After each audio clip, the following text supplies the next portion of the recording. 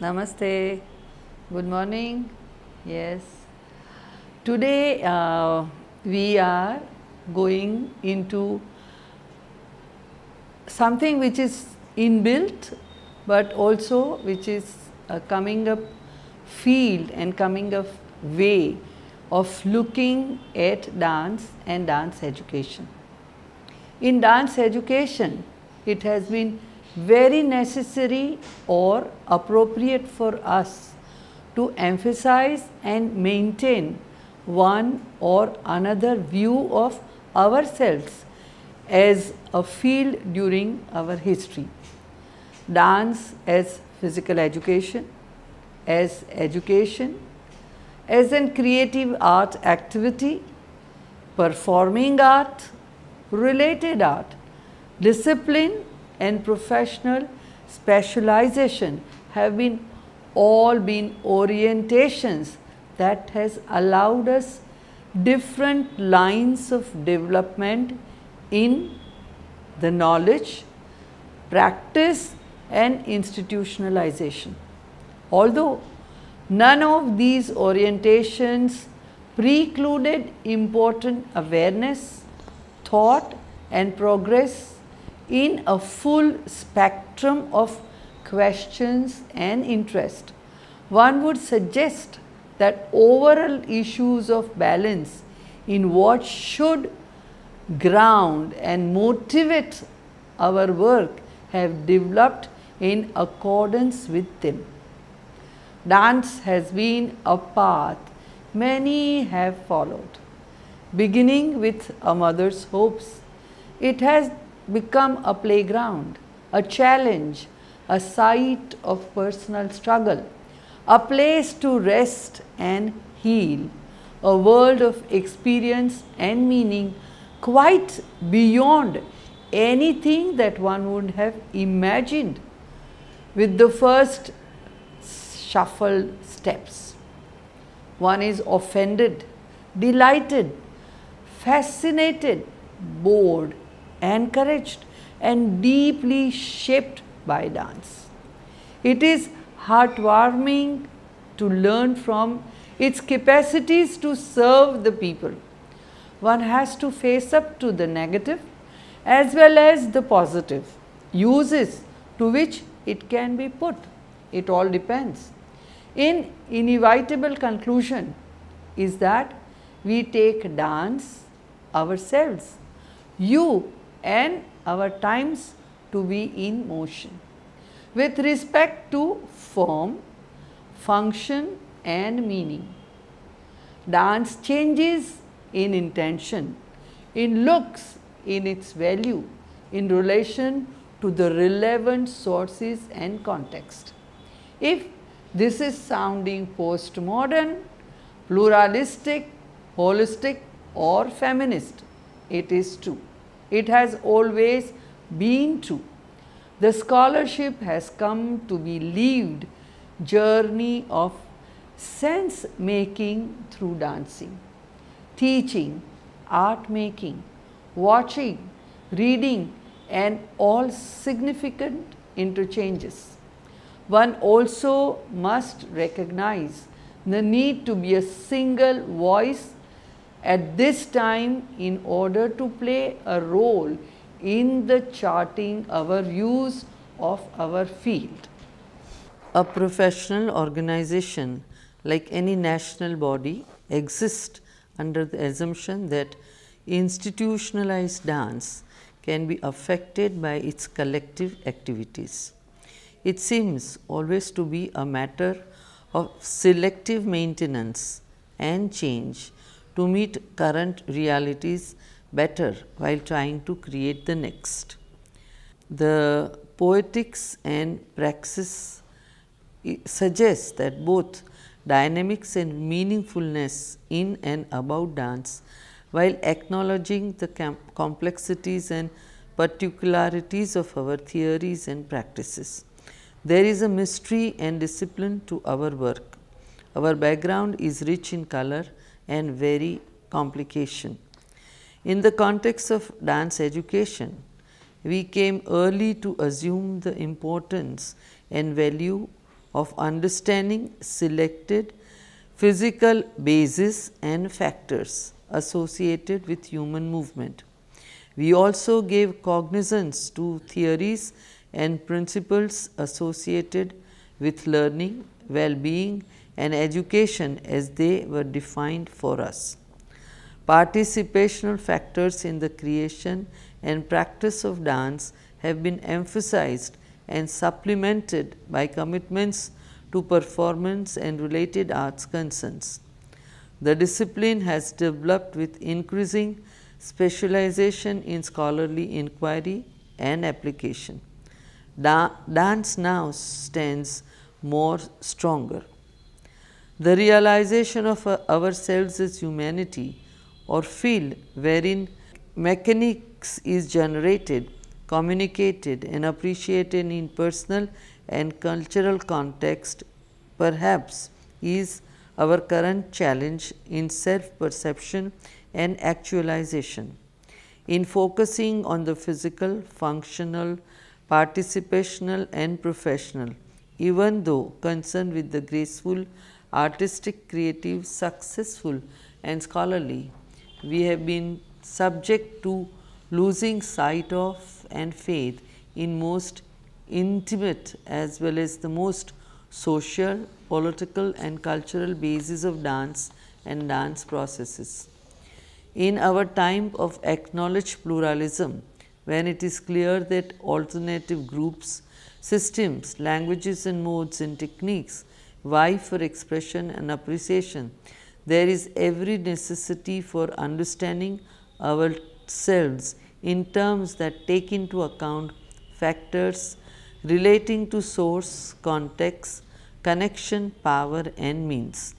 In a time when we see individual and social crises manifesting themselves in addiction, violence and homelessness, there is every reason to look at ourselves for our greatest transformational potentials. In its simplest application in education, this implies addressing the reality of each individual not just as a physical specimen of unique genetic background and skill development, but as a person of history and circumstance who is in the process of creation or destruction.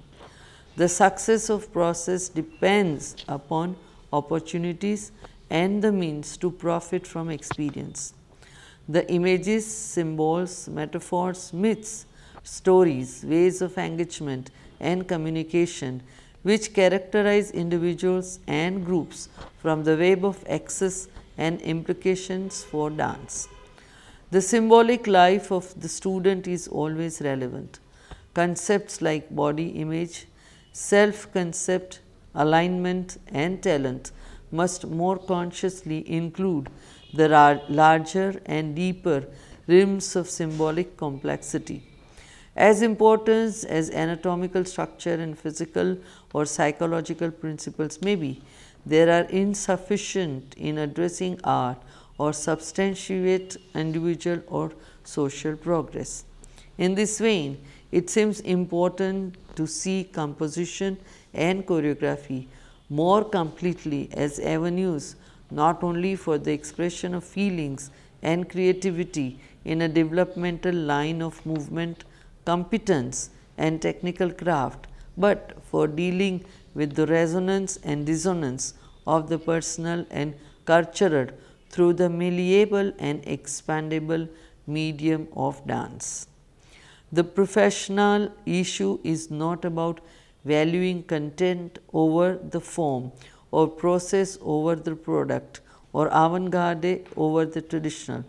It lies in recognizing the relative strengths and limitations for any single approach and including among the criteria for considering our work evidence of the degree of substantive engagement of the individual in relation to the lived and shared world that is involved. There needs to be more attention to the variables that might tend to affect access and success in all phases of creating, performing, or understanding dance, for example, gender, race, class, sexual orientation, or ethnic origin. What dance is understood as humanity, its relation to a fuller range of educational missions is more easily perceived. Dance, like other human and social and cultural phenomenon, provides the data out of which we develop our knowledge of ourselves. The capacity and quality of our feeling and action, as well as the depth and breadth of our connectedness.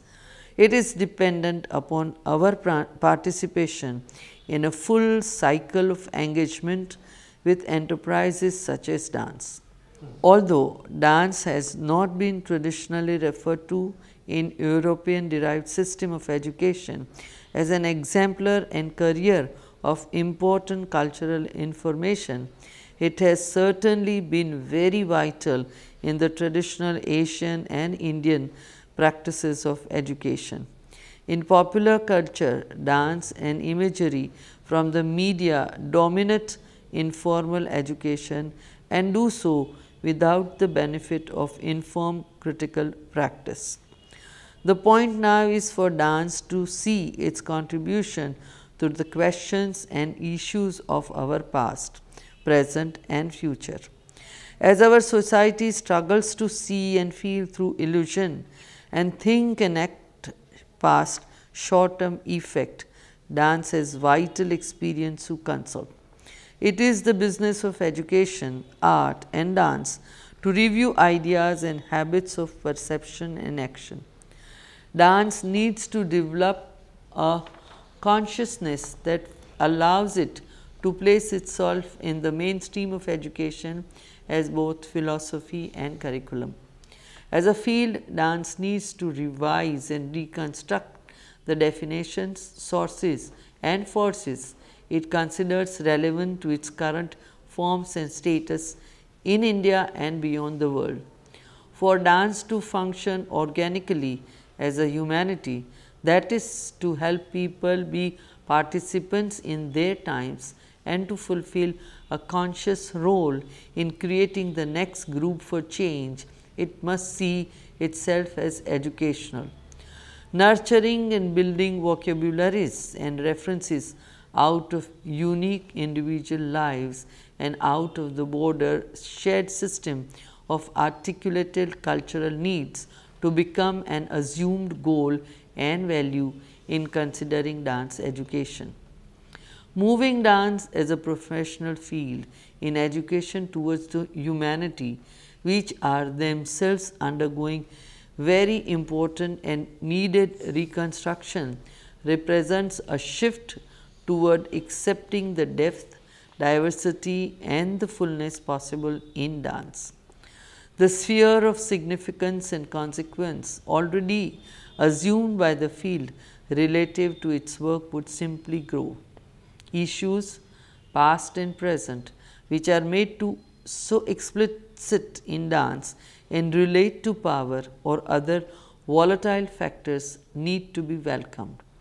The goal would be to encompass and rebalance fundamental elements and possibilities while not forsaking the knowledge, competence and progress derived from the way we have already understood and practiced dance in education. From the point of view, we are amongst the last or only areas in education that have continued to value and nurture the range of human considerations necessary for education to take place. We agree with the determined commitment to dancing and believe that deep immersion inside the process of dance is absolutely paramount. Let us talk about somatic. What is it? Let us discuss. When one acknowledges the human life of dance, seeing people as source and manifestations of its vitality, it is apparent that one must look to the human in process, as well as to forms and techniques to understand and guide dance. The body has been the explicit representation and focus of study of dance, intervention and meditation in dance. The concept of body has tended to be narrowly constructed in physical terms, emphasizing skeletal muscular functioning. The way of progress has been primarily as external interventions, whether this be thought as the mind of the dancer or the acts of the teacher. The human in process is obviously much more than the body seen along such a limited channel, even if that channel is well researched and documented. Body work, the body therapies, the holistic methods which have come to be so important to dancers in recent years have begun to expand somewhat the spectrum of experiential relevances and biological systems believed to be necessary to consider when dealing with dancers and the change. The pattern of use in the field still does not redress the imbalance of concerns. Those aspects most closely associated with feelings and perceptions, and to a greater extent meaning and communication, remain union targeted into conscious theories and pedagogy. Somatic allows one to think deeply personal, both biological and psychological concerns. There is a layer or a realm which has long been considered fundamental to a consideration of dance, sometimes to the exclusion of any other layers of the realm. The somatic area is so unevenly understood that it includes the most mysterious and primal, as well as the most scientific differentiated human processes. Techniques of the intervention range among the mystic and occult, the traditional and classical, and the scientific and technological. The point here is that dance involves the human process and context. However, this idea may be defined. The process and context are selectively understood as human or body. Process in dance has tended to refer to training, learning, performing, creating, and recently reading. The processes that have been most important to us have obviously depended on assumptions and goals of our involvement with dance. The same would seem to be so of the contexts we assume as relevant. For example, the gym versus the stage or community plaza, the self versus the audience, the field, the critic versus the ancestors or the financiers. There are somatic considerations in every aspect of process and context. How people are readied and set to dance or relate to it. Breath, attention, awareness, passion, postural configuration, sensitivity, impulsivity, empathy, neuromuscular differentiations, kinesthetic and psychic references are examples of factors considering in the realm of the somatic. Every recognizable dance form or tradition has characteristic somatic demands and satisfactions. It is interesting and potentially very relevant to educators to note the different configurations represented by dance forms and techniques.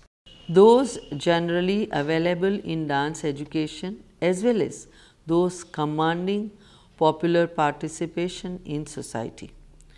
The somatic realm, although limited in conception, has often dominated thinking about dance in Western culture, and in so doing, the most basic issues such as sex, gender, race, and authority have controlled its consideration. Also, the field of dance education in the United States developed in relation to physical education, whose early leaders were most often health and medical practitioners. The predominance of training and fitness, male culture, and sports provided ground in which the significance of the arts was minimal. The circle was for a long time drawn very tightly around the body and the instrumentality of activities to its well-being. When dance is realized as a participation not only in neuromuscular action, but in the dynamism of kinesthetic and aesthetic perception, it is apparent that one must look outward away from the activating self to see the play and articulation of qualities and forms. It is only then that dance becomes the subject. The aesthetic layer and realm is not so much people as pattern in structures, episodes, stories, and environments. Perception holds sway and is consciously mediated. Lines, rhythms, textures, timbres, efforts, plots, repetitions, counterpoints, and the like are the rewards and tools of perception. The medium in its infinite plasticity is ordered and reordered. Vocabularies, craft, and repertories of imageries are developed and dissolved. Perception is opened and closed, the sensory becoming ground and figure, freeing imagination to celebrate and create. Realizing that aesthetic realities are as real and fundamental to dance and dancing as those associated with the body is important throughout the curriculum. The focus of the technique class is often limited primarily to differentiating and articulating somatic action, understood as body parts, skills, and steps. When the aesthetic layer is valued, the differentiations and articulations of the medium in terms of properties and qualities shares attention. Aesthetic tasks are made explicit. Image and imagination are not something simply used as a means to getting a physical skill perfected. They are the material and knowledge which creates the dancing. In this regard, aesthetic vocabularies are very helpful in mediating dance learning and appreciation. The wealth of discrimination possible from combining our own traditional vocabularies with those other arts would seem obvious. In addition to movement, our history has tended to favor terminology associated with music and sometimes the visual arts as well. The worlds of drama, poetry, film, and television are still relatively unfulfilled. Informally and as individual teachers, we are sure to draw from all conceivable areas to mediate kinesthetic and aesthetic perception and accomplishment. In developmental curriculum planning, however, it does become necessary to consciously select the languages and words that will guide attention and enhance clarity in decision making and communication in all phases of dance. As dance in education has developed more fully its performing arts framework, it has certainly understood itself as an aesthetic phenomenon and has blossomed in the amount and quality of dance it has produced. The society, the university and many schools seem to be supporting the importance of art making and performance as a vehicle for not only personal but cultural creativity and expression. These institutions seem to expect a yield in production which is viable as professional communication and sometimes capital. This expectancy and orientation, association, success with careers in the performing arts and status in the marketplace has made it necessary for us to distinguish between an aesthetic phenomenon and a pragmatic one. Learning that we are a part of the society and how to better function within it has added a considerable level of maturing to our field. There is no doubt. Much further we need to go in order to achieve the objectives we set for ourselves. The mundane, however, inevitable seems to threaten the sacred. There are limitations to the pragmatic and the narrowed spectrum of sources and avenues out of which professional dance production has come to depend. If we can discuss on the semiotic of dance, it is the need to express, to communicate, to reveal, to establish a relationship, to celebrate, to worship, to liberate are more motivations associated with dance as a form in all cultures of the world. In context, of course, the motivations in dance are as multiple as people and situations. The question of meaning arises in dance not only for surveying its characteristic processes and cycles as they have been noted and described for centuries, but also in relation to the life of dance in its perspective societies at any one time. As dance is more fully understood as a bearer of symbolic material, it is again refocused towards individual and cultural groups. The re-emergence of expressionalism and the use of text and voice in choreography are strong evidences of the renewed awareness and importance of the semiotic realm in dance. Images, symbols, metaphors, codes and all the terms that attempt to address the way in which dance carries meaning are being explored more fully in all the arts and scholarship in general. Context has become the invigorating and reordering concept for artist, audience and academician. In recognizing the importance of the individual and the cultural group or tradition out of which the dance arises and is fulfilled, one assumes a different relation to the knowledge.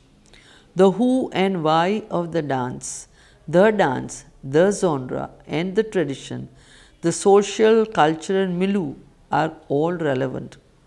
Who do we wish to understand and to value? What dance tradition and techniques?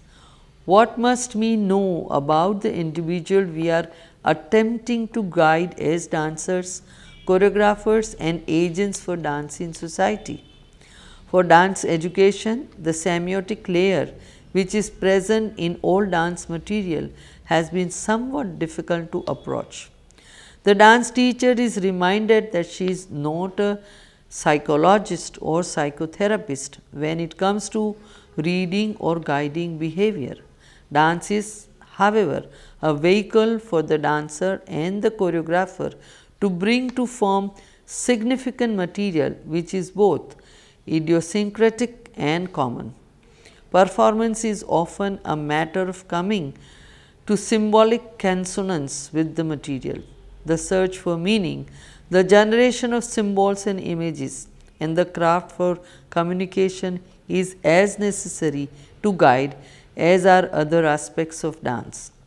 Having the appropriate system of reference as a teacher imposes considerable responsibility. Yet, keeping experiences away from the personal or the culturally specific by providing learning pathways which are primarily formal or functional limits the diversity and commitment inherent in most groups.